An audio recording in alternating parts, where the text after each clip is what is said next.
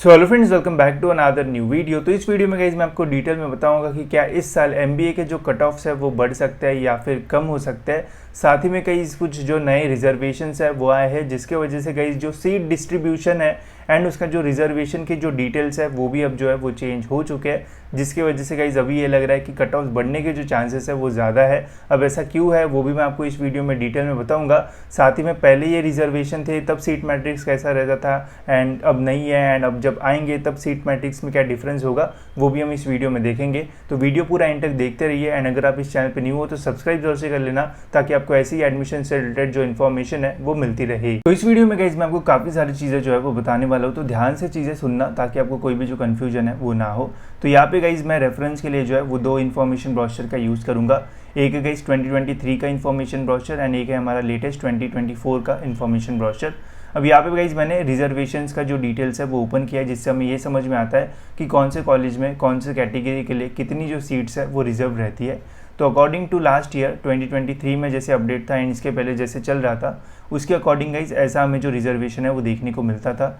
SC category के लिए 13% seats reserve रहती थी। सपोज करते हैं कि किसी कॉलेज में 100 सीट्स का इंटेक है, तो उसमें से 13% जो सीट्स है वो एससी कैटेगरी के लिए पहले से ही रिजर्व रहती थी, मतलब 13 सीट्स। फिर एसटी के लिए 7%, वीजे के लिए 3%, एनटीबी के लिए 2.5, एनटीसी के लिए 3.5 एंड फिर एनटीडी के लिए 2% एंड जो ओबीसी कैटेगरी है उसके लिए 19% जो सीट्स है वो रिजर्व रहती थी। तो ऐसा टोटल 50% जो सीट्स है वो पहले से ही कैटेगरी स्टूडेंट्स के लिए जो है वो रिजर्व रहती थी। फिर इसमें पीडब्ल्यूसी स्टूडेंट जो पर्सन विद डिसेबिलिटी है उनके लिए 5% सीट रिजर्व रहती थी एंड बाकी सारी हमें जो सीट्स है वो ओपन में जो है वो देखने को मिलती थी। ठीक है, तो ऐसा लास्ट ईयर तक जो है वो चल रहा था, बट इस साल हमें इस रिजर्वेशन में जो है वो थोड़ा जो डिफरेंस है वो देखने को मिल रहा है, जिससे हो सकता है कि कट ऑफ में हमें जो डिफरेंस है वो देखने को मिले। वो क्यों, वो भी आगे मैं बताता हूँ। अब इस साल जो अपडेट आया है उसमें देखो क्या लिखा हुआ है। इसमें लिखा हुआ है कि जो पहले वाला रिजर्वेशन है, ये वाला एससी वाला एसटी वाला, ये तो जो है वो सेम रहेगा, यहाँ तक जो है वो सेम है।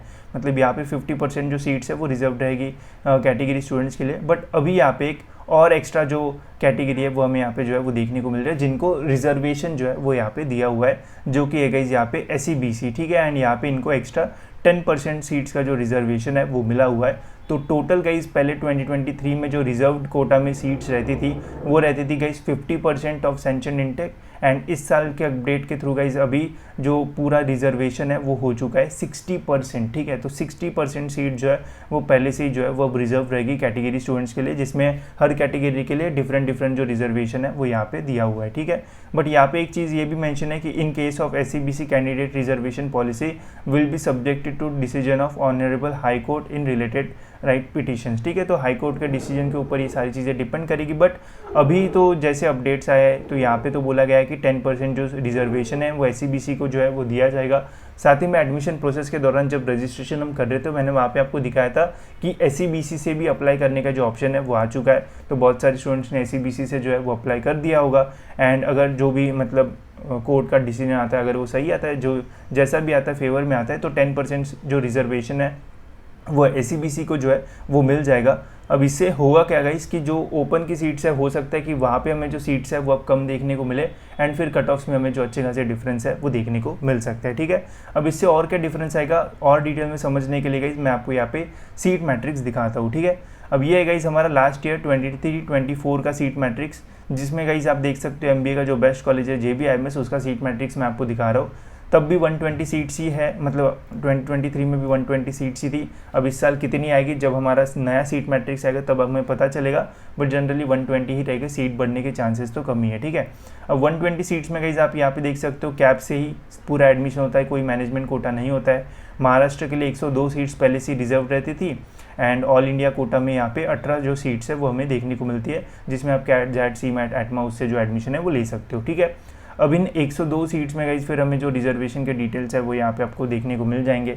जैसे ओपन में स्टेट लेवल में 47 सीट्स ओपन के लिए जो है वो रिजर्व रहती है।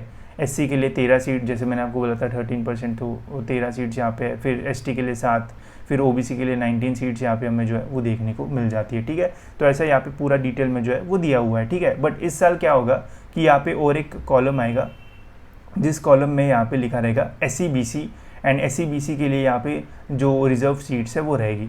अब यहाँ पे अगर SEBC की सीट्स आती है तो एक तो वो ओपन की जो सीट्स है वो कम होगी या फिर कैटेगरी में से थोड़ा थोड़ा जो है वो कम होगा। बट जैसे यहाँ पे अपडेट आया कि कैटेगरी के लिए तो सेम ही जो रिजर्वेशन है वो यहाँ पे दिया हुआ है जैसे लास्ट ईयर में था, ठीक है। जैसे यहाँ पे लास्ट ईयर रिजर्वेशन था 13%, इस साल भी यहाँ पे हमें वैसे ही जो रिजर्वेशन है वो देखने को मिल रहा है। तो मैक्सिमम चांस यही लग रहा है कि जो ओपन की सीट्स है जो पहली ज़्यादा थी, हो सकता है उसमें से जो सीट्स है वो रिड्यूस हो एंड कुछ सीट जो है वो यहाँ पे SEBC के लिए जाए।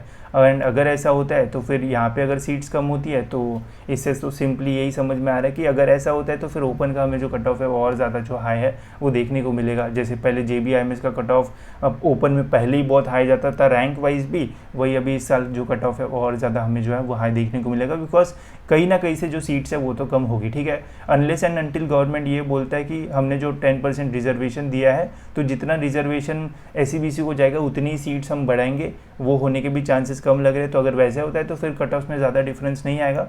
बट अगर वैसा नहीं होता है, नॉर्मल इतनी ही सीट्स रहती है एंड इसमें से ही 10% रिजर्वेशन अगर मिलता है तो फिर गाइस कुछ कहीं ना कहीं से तो जो सीट्स है वो कम होगी एंड जहाँ से भी कम होगी वहाँ से हमें जो है वो कट ऑफ बढ़ती हुई जो है वो देखने को मिल जाएगा। अब ऐसा देखो, मैं आपको यहाँ पे 2019 का जो सीट मैट्रिक्स है वो दिखा देता हूँ।